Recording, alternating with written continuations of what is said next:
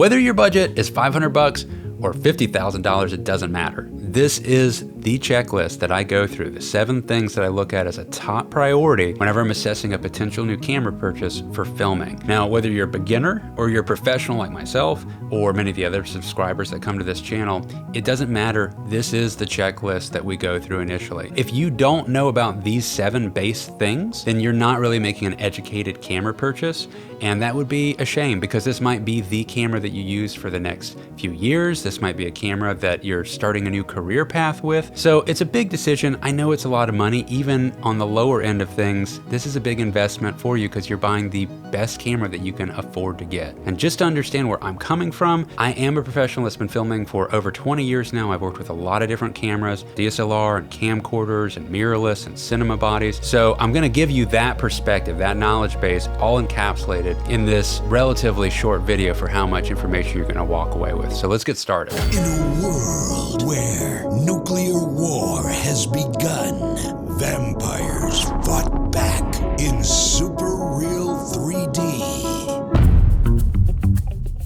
There are so many things that you could look at whenever you're assessing a new camera. So for me to distill this down to 7 key things means that each factor that we're gonna go over is a big deal. You don't wanna just listen to the first 3 things and then go off to the races and make your purchase. That will not be an educated decision. In fact, I would say if you're just looking for the absolute quickest option, you're just looking for the quick fix answer, then maybe you're not ready to make the serious investment into an actual camera body like you think that you might be ready to. You might be better off just sticking with a phone. And the reason I say that is I'm not trying to be mean about that. A phone is actually extremely capable of doing a lot of things for you if you want to stick to something that basic. You've got 4K, it's very easy to use, it's very quick to be able to get things posted and do social sharing if that's what you're wanting to do. A phone is not a terrible thing to use if that's how basic you want to stick. But this video is for people that really want to further educate themselves on a big camera purchase that they're going to go ahead and invest in. Now, when I say big, I would say that the threshold to get into a camera that's going to outperform what your more recent phone is. If you have a phone within the last roughly 3 years, then you're probably going to need to spend at least $500. I would say that's the bare minimum on the body that you choose, and then you're still going to need to get a lens. So you're looking at somewhere between $650 to $800 plus tax to get into the ballpark of having a camera that's going to provide images for you that is going to outperform your phone. So I'm just getting that out of the way. So let's go ahead and get into exactly what these factors are that you want to look at when you're making a serious camera purchase. And the first thing out of the gate for me that I'm looking at in today's modern age is going to be the resolution and bit depth. You want to get a 4K camera. Now, exceptions to that do exist. If you are really into cameras and you want to get some old school, like used Arri Alexa that you find on eBay that was a cinema camera that was used to film major motion pictures, and it only films in HD and it still provided an amazing picture that stood up on theater screens that won Academy Awards, you could go that route, but you're probably not watching this video if that's the route that you're going. If you're getting a camera that was made in the last few years, you really want to get something that's 4K. Even your phone is 4K. The next thing would be the bit depth. The bit depth I'm talking about is color. So how much color does it produce? Now, a lot of cameras that you're going to get into at the entry level are 8-bit color. If that's all you can afford, that is what it is. You can still go very far with 8-bit color, but when you go from 8-bit to 10-bit color, it really is a substantial difference in quality that you're going to be able to get out of the image, especially if you are interested in color grading, which I highly recommend. This is the inevitable path if you wanted to go full steam forward and trying to evolve yourself as a digital camera person that wants to get the most out of their camera. You're going to want to get into color grading. 10-bit color, it offers not just more colors, but it's also about the gradation of colors. So even in the same color, what looks like the same color, that can all kind of mud together to some extent on an 8-bit codec versus the gradual gradation of all the different shades of red, for instance, that spread across the spectrum that you start to get with 10-bit color. You can get into 12-bit color. 12-bit color is usually associated with a RAW codec, not a compressed codec. And with the RAW, you're really getting into, yet again, another frontier that I love. It is what I mostly shoot in, is RAW, but you're going to need a really powerful computer to handle that RAW. There's a lot of data associated with it. But if you're looking for the best image that a camera can provide, if a camera offers RAW internally, it's a big deal. For me, it's a very big deal because filming professionally, again, I shoot a lot in RAW, and to have it built into the body is a big deal. Most likely, you're going to want a high-quality compressed codec that it offers, and all the different camera manufacturers offer different flavors of this. With the Canon that I'm filming on right now, for instance, this is being filmed in a compressed codec, XF AVC at 4K in 10-bit color. So this is just a quick immediate example. Now I'm showing other shots of other cameras at different bit depths so you can get more of an idea of all the different flavors. Some of it's Sony, some of it's Canon, some of it's Red. So you can kind of see, you can go very, very, very far with 8-bit color, especially if you know what you're doing. But for me, at this point, a minimum entry level is 4K resolution, 10-bit color depth, because it's going to be so flexible for you as you progress and get better at your craft, and you'll want to be able to take advantage of that. Also, last thing I'll mention about color is there is a noticeable difference, in my opinion, in more consistent, better skin tones, which is massively important. One of the biggest, most important things that you want to be capable of doing with your camera is making people look good. And having good skin tones is a major factor in that, and it's oftentimes the weakness in a lot of cheaper cameras. So 10-bit color allows more flexibility to get a better gradation of skin tones more consistently, and obviously 12-bit really expands it more. And I guess the last thing I'll say is on the Red cameras, for instance, it's 16-bit color. But the difference between 10 and 12-bit and 12-bit to 16-bit, it's there. It's great. There is a difference, no doubt about it. But it is not the difference that you experience when you go from 8 to 10. That's the biggest jump that you can get. So if you can get a 10-bit, you're really going to be happy that you were able to afford that. I would take less resolution. So my camera is filming 8K resolution and 6K resolution. I would take 4K with a better color bit depth. If I had to choose between like 6K resolution and that. So that gives you an example of how serious I take the color. Now the next thing that I would point out is sensor size. Now when you're first getting into cameras, sensor size may not initially be something that you're that interested in. You don't even know to be interested in it, but here's the deal. A lot of cameras offer super 35mm sized or full frame. We'll get into the other cameras in a second that have smaller sensors than that, but I want to establish that super 35 is the same thing that you've experienced whenever you've been watching theatrical release films for the majority of your film watching experience. All right, most films have been shot at that sensor size. It has a very specific, unique look of the width of the frame and how much shallow depth of field can be achieved. The sensor size dictates that. This is one of the big differentiating factors why a phone, at least in the current form factors that we've been seeing phones, they're too small to contain a large enough sensor like I'm giving the example of here. A Super 35 sensor is much bigger than what you can fit into a phone, unless they really start figuring out some new engineering practices, and I don't think that's on the roadmap at all. I think phones in general are more focused on taking advantage of software advancements, with artificial intelligence is the next frontier of that, to enhance it in post, but do these things automatically before it delivers the image to you, which is interesting. But it's not going to be the same thing as a physically larger sensor that a real camera can offer you. Now, Super 35 is not the biggest sensor. The next step up from that is full frame. A lot of DSLRs and mirrorless cameras offer full frame. To me, full frame is better because you oftentimes have the option to still shoot in a Super 35, which would be a cropped window, out of that full size frame. So you get both.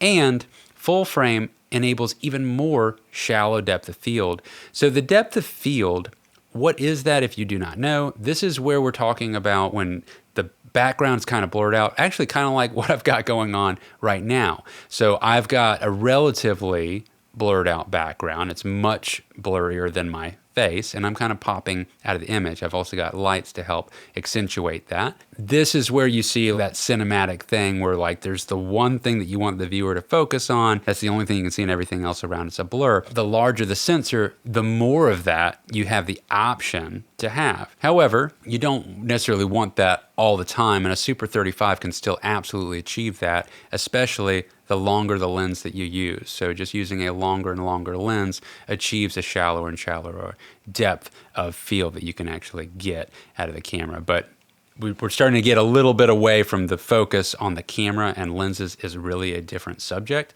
So I'm going to stick with this sensor size. Now you can get even bigger than that in the fanciest new cameras. Bottom line is that Super 35 for me is kind of like the bare minimum. Panasonic, for instance, offers a lot of options that are something called a Micro Four Thirds. This is a smaller sensor. It's like 33% smaller in size than a Super 35 sensor. Keeping in mind, I was just talking about a full frame sensor, which is even bigger than a Super 35. So you're really starting to work your way down. And what happens is when you do put a lens on, and this is relevant, even though it sounds like a tangent at first just about lenses. So let's say you had a 50 millimeter lens. You put that on a full frame sensor, that is 50 millimeters. But if you put that onto a Super 35 sensor, then it's roughly, depending on the camera, around 75 millimeters. That means it's that much more cropped in. It's going to be that much tighter of a lens. You have that many less options when you're working in a smaller environment and you're trying to pull off this shot, and if your lens is too long, you just got a talking head. You don't have like enough of their body. Or if you're trying to show off in a big landscape, it's going to be easier on a full frame camera than it is on a Super 35 because it's cropped in. Now imagine 33% less than that, you got your Micro Four Thirds. For me, that's a deal breaker. If you get into camcorders, it's even smaller than that. Like it's significantly smaller than the Micro Four Thirds. So you're really working your way down, down, down. This is also going to affect your low light performance, which is going to be a different category that we're going to get to in a moment. But look, a lot of people are very happy using Micro Four Thirds. The image is always going to be a little bit flatter than what you can achieve with the Super 35 and upwards. But a lot of people are happy with it. So you could go that route. For me, not for me. That's just where I'm at with it. And that's, this is the beauty of it. You get to make your choices. So Super 35 is my starting point. Now, in general, full frame is going to be more expensive than Super 35. Now, there are cameras that you can buy that are Super 35 millimeter size on the sensor that cost significantly more than some full frame cameras. But when you look at the specific line of cameras by a manufacturer, if they have a bigger brother in that line of cameras, the bigger brother has a bigger sensor. It is desirable. People want the bigger sensor if they can afford it. So it does become a price thing, at the end of the day, because you can always choose to crop in to the smaller size if you want to. Why not have that option if you can afford it? All right. Moving on. Dynamic range. This is massively important to me. It's massively important to anyone once you start learning about cameras. And this is basically how much your camera can see before it blows out and goes to complete white and has no data information in the highlights, or before it clips and goes to complete black abyss in the bottom end of the spectrum with the shadows. You want to have shadow detail. You want to have beautiful highlight roll off. And the bigger the window is of stops of dynamic range, that's how it's measured, is in stops. The bigger that window is, well, the more you can see, the more it starts to look like what the eye can see. How much can the camera see from the bottom to the top, shadow detail to highlight detail, and how is that highlight roll off on the top? Now, in general, I would say that the bare minimum for me, entry point on dynamic range that I'd want in a camera that I'm stepping into in today's modern day that has phones that are capable of relatively decent HDR imaging, high dynamic range imaging, I would say 10.5 stops is the minimum. Now, some people would say that is too low. They would say that their bar is even higher than that. But I still look at these images and feel like they are fantastic. I'm 10.5 to 11 stops of dynamic range can get you pretty darn far. And in fact, I would point out that a lot of cameras, when you're researching dynamic range, it can be one of the most confusing things because many camera manufacturers overstate the dynamic range that their cameras are really capable of. Because you can read on a chart a number of stops, let's say 14 stops. It's a pretty common one, the last generation of cameras stated on all their bodies from different manufacturers, so not just any particular brand. And when you really look at what's usable dynamic range, where it's not just, where the shadows aren't just buried in noise, or where the highlights actually roll off still and it's not just hard clipping, like, is it really, it's technically there, but it looks like crap, right? So we call it usable dynamic range, and that's where YouTube, it really is a great source if you want to see real people testing the camera with dynamic range. Most cameras made in the last few years, you're going to be able to find some videos on it. Now, they may not be the most technical test, but that's actually okay. In fact, technical tests are interesting, but you should really pair it also with finding footage of seeing the camera being used in harsh environments where the dynamic range is really being pushed. What that usually is, the most harsh environments are like the middle of the day at the brightest point, and where there's also a lot of maybe tree cover or something like that, where you're going in and out of shade, or looking out of a place like I'm showing here, where you can see the silhouette of an interior of a building that is actually lit. I did put lights on that to get it to that exposure level, but nonetheless, you can see the shadow detail in the person walking around in this Trans-Am Worldwide video or film that I made. And then you can see out there, that's just the natural daylight. The dynamic range there is huge. That's a red Epic Dragon filming that. That's 16 plus stops of dynamic range.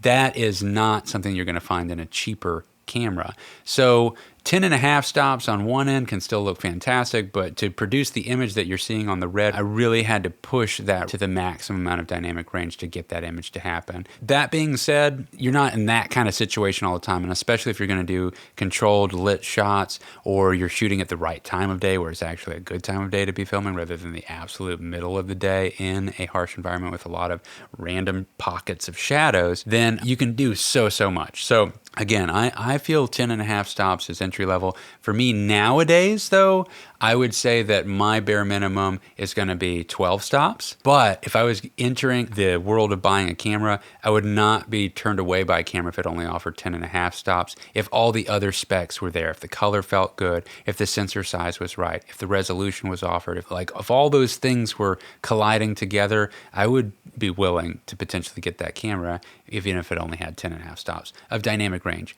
But it is absolutely something that you want to factor in, and anything less than that, I really wouldn't consider. Frame rates. Okay, this is important for sure. 24 frames per second, almost every camera offers that now. That's critical to me. It has to have 24 frames per second. If it doesn't, I'm definitely not considering it. 24 frames per second is what almost every film that you've seen was filmed in. It's a very cinematic look. 30 frames per second is kind of like that News at 11 look, and upwards from there, 48 frames per second or 60 frames per second. Now you're getting into slow-mo.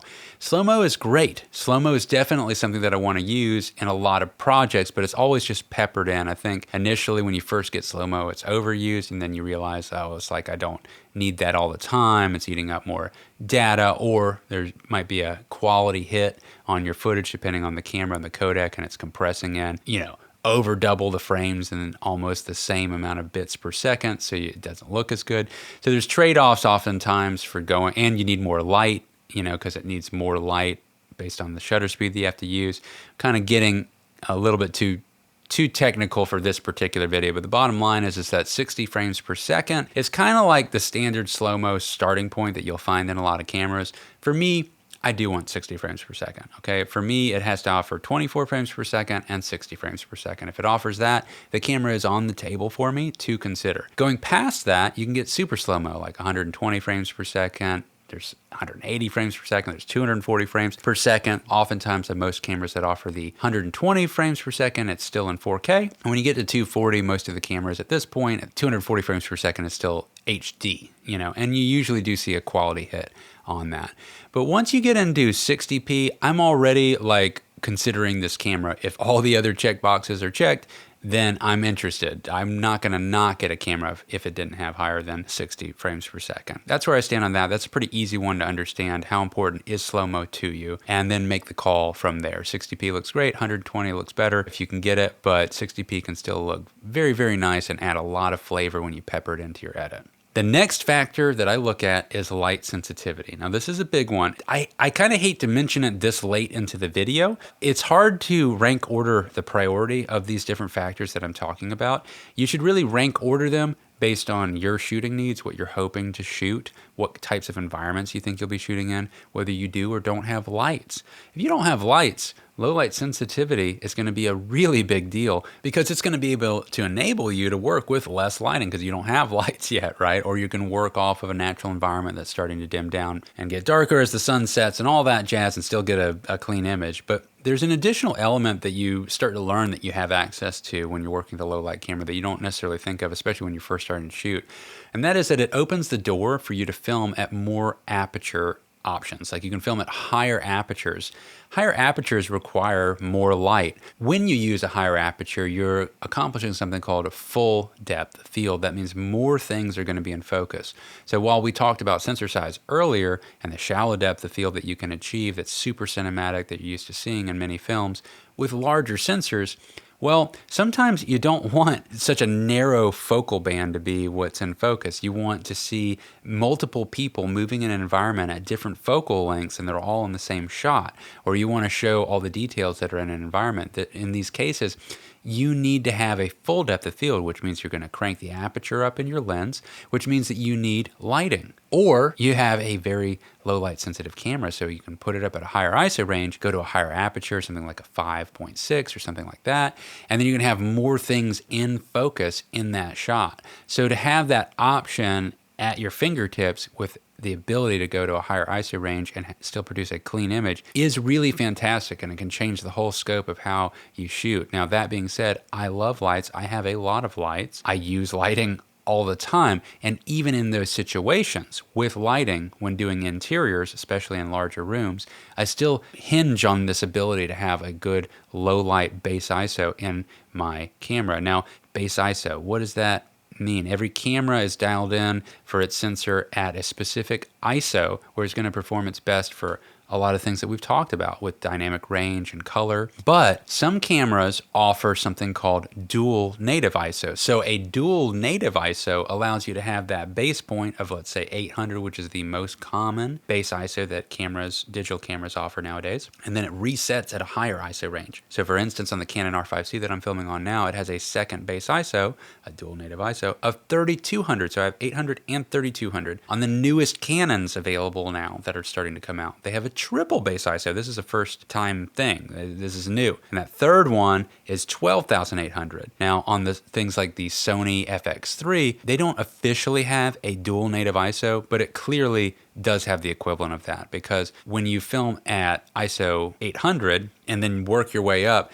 it starts to get noisier and noisier, even though it can still look good. But when you get to 12,800, it cleans back up again. So 12,800 looks better than 10 or 11,000 ISO. So certain cameras offer dual native ISO. You'd want to research what that ISO range is and make the decision of how important that low light sensitivity ability is for you. For me personally, it's not a deal breaker if it can't do beyond 800. In fact, I really need to point out that very, very expensive high-end cameras that are offered from Red and Ari, they have base ISO of 800. So it's not like you have to have a higher base ISO. And these cameras cost significantly more. I mean, your starting point is going to be around $25,000, $30,000 for the bodies of some of these more expensive cameras, and then $50,000 and $60,000.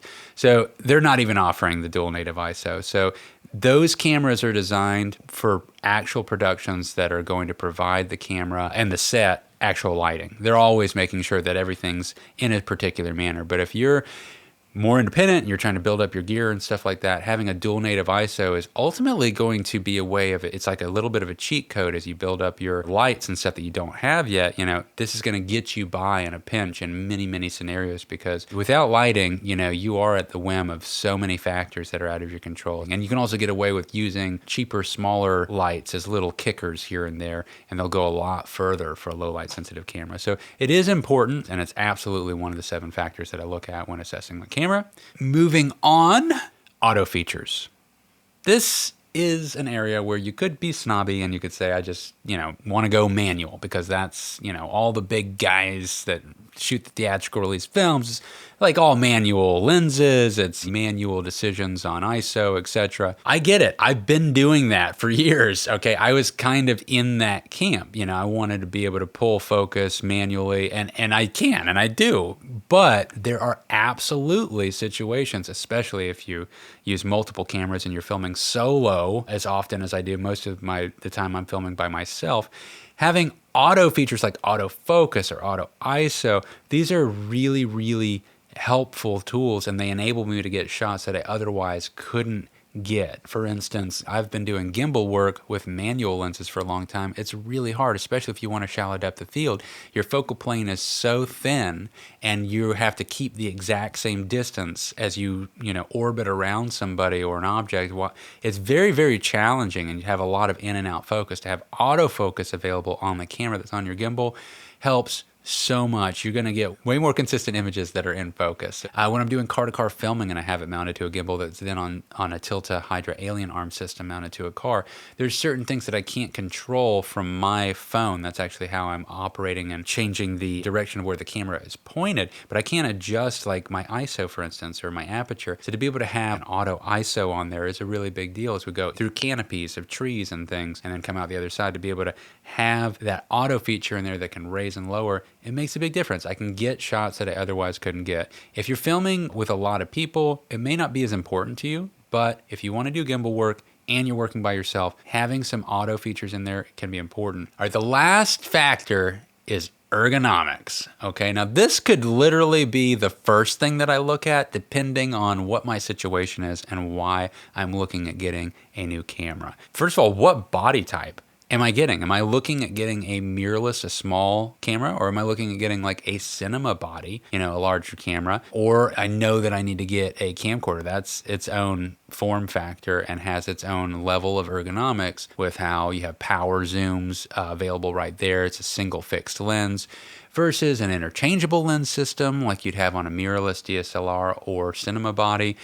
All these are ergonomic decisions. So what kind of camera do I need to get? And then within that ecosystem, what are the ergonomics of it? So not all mirrorless cameras are the same in form factor. Where are the buttons located? How mountable is it? Do I need an inconspicuous camera, or do I want a larger camera that has more things built into it and is ready to rig with more things, and I can put microphones directly into it with XLR ports or internal ND filters versus having to screw those onto the front of lenses? These are all ergonomic decisions, and depending on the camera body style that I feel like I'm after, that could be a huge dictator in the whole line of cameras that I'm looking at. But for instance, in a spec-driven world, I was recently looking at getting a new cinema body to kind of replace my Red that had more auto features that could pair well with my Canon R5C. I was looking at the Canon C400. This is just an example.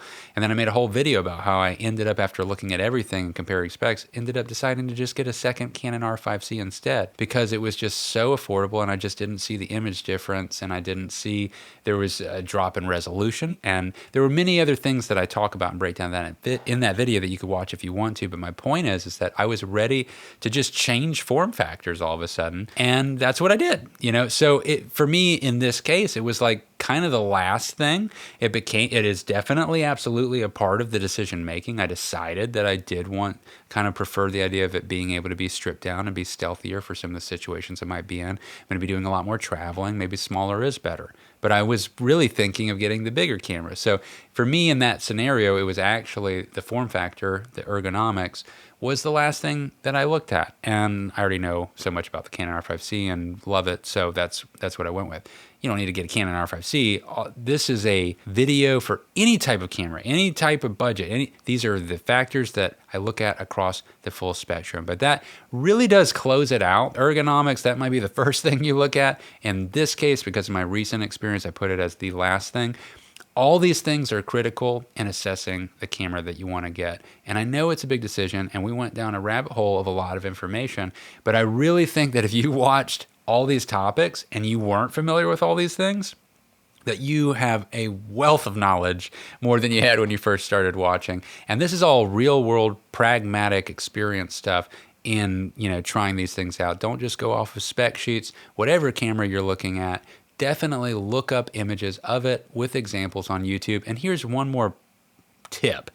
Do not assess what camera you're going to get by only looking at images on your phone. You will see deficiencies in images on your larger screen that you just didn't catch on your phone. So definitely when you're camera hunting and you're comparing, watch in the best resolution that you can watch on the highest resolution screen that you can, on the biggest screen that you can, and spot where the camera has deficiencies. Look for blown out clipping in the highlights, harsh edges rather than beautiful highlight roll off. Look for the noise pattern that's in the image, so how it's handling the low light and keeping in mind that full spectrum of dynamic range.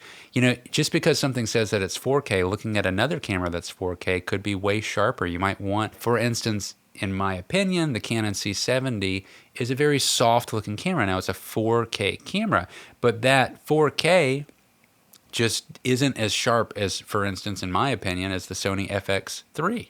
I think that the Sony FX3 is a sharper image in that it doesn't have as much dynamic range. So there's a trade-off there. And there's other things. It doesn't have the low light ability that the FX3 has. Better low light ability. See how these things start to trade and toggle back and forth. And that's the balance. So what I would say is take all 7 things, put them in the priority list that you consider the order of priority, and know that these are the 7 things that you look at. If you look at all these things and then you base it on that and rank order them in order of priority, you're making an extremely educated decision in your camera purchase. And I really hope that this video helped get you there, and you can obviously reference it if you need to. Share it with other people. I made this video because this is the most common question that people ask me, because they know that I make videos professionally for over 20 years. And everyone that's new to cameras asks, what kind of camera should I get or start off with? And that changes all the time. I mean, every few months there's new cameras out. Teach a man to fish and he can fish for the rest of his life. Don't just give him a fish. So that's what this is. This is the evergreen information on how to assess cameras. You can get more camera geeky than this, but man, this is a hell of a base to work off of. If you found that helpful, just know I do make more videos than just this video. I do cover a lot of things on this channel with filming and editing, lighting, interviews, running your own video production business. So if you're interested in following along, by all means subscribe. I'd love to see you around here more. If I didn't think of things, kind of consider this a community forum down here in the comments and mention stuff that's important to you that maybe I didn't present as being the most important things to check out when assessing a new camera. Throw down there what cameras you think are best for the price point that you ended up purchasing it. Let people know what camera you got and if you liked it, because everyone can use that as a resource. So by all means, I'd love to see conversation happen down there